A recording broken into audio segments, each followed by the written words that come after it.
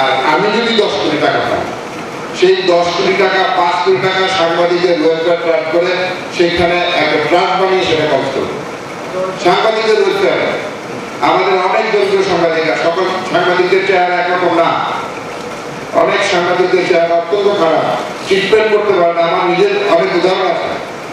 একজন সাংবাদিকের যদি হঠাৎ করে কোনো অসুখ হয়, ট্রিটমেন্ট করার পয়সাও থাকে না। সব সাংবাদিকের অবস্থা এক না।